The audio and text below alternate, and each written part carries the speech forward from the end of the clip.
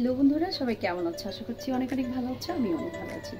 Fry করব, তাই জন্য ম্যারিনেট করে রাখতেছি। মাংস নিয়েছি, তার মধ্যে দিয়ে দিয়েছি নুডলসের যে অবশিষ্ট মশলাটা থাকে সেই মশলাটা, তারপরে কিছুটা লবণ দিয়ে দিয়েছি, একটু চিনি দিয়ে দিলাম, আদা রসুন পেস্ট, আর দিয়ে দিলাম একটুখানি জিরে গুঁড়ো, আর দিব হলো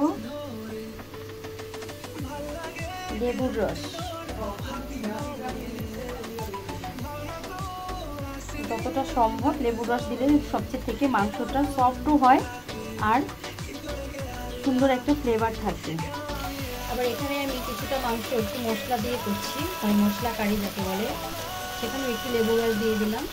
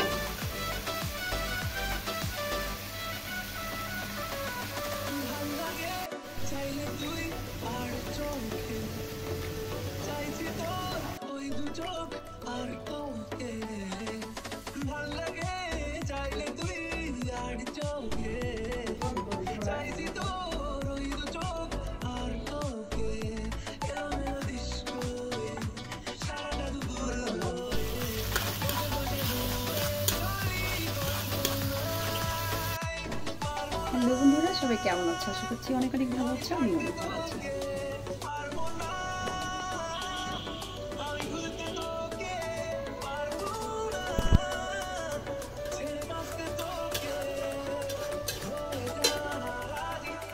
মাংসটা রেডি করে দিয়েছি, বসিয়ে দিলাম।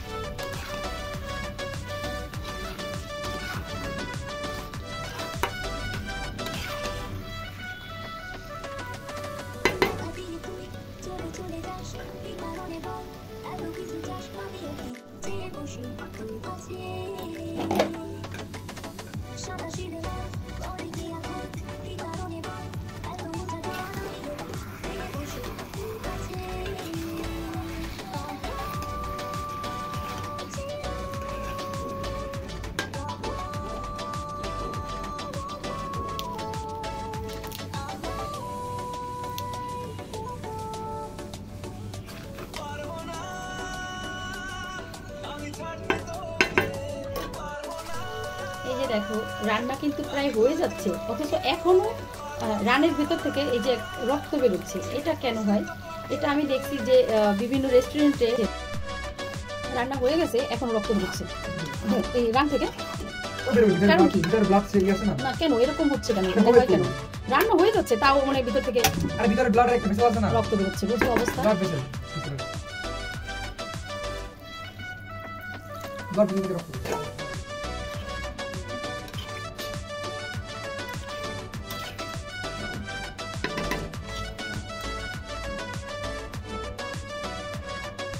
রান্না যখন এই পর্যায়ে দিয়ে দিলাম একটু লেবুর রস,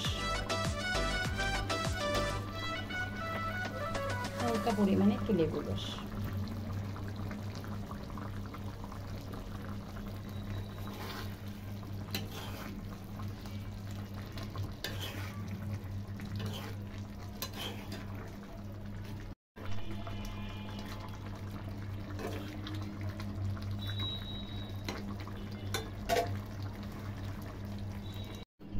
কাঁচামরিচের ঝাল মাংস, কাঁচামরিচের ঝাল মাংস আর কাঁচামরিচ দেখাবে না বা থাকবে না, তা কী করে হয় বলো?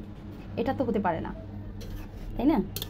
তো সেক্ষেত্রে আমি এখানে যে কাঁচামরিচের একদমই সুব্যবস্থা করেছি, খুব বেশি কাঁচামরিচ দিয়েছি যেন রঙটাও কিন্তু হালকা সবুজের মতো করছে।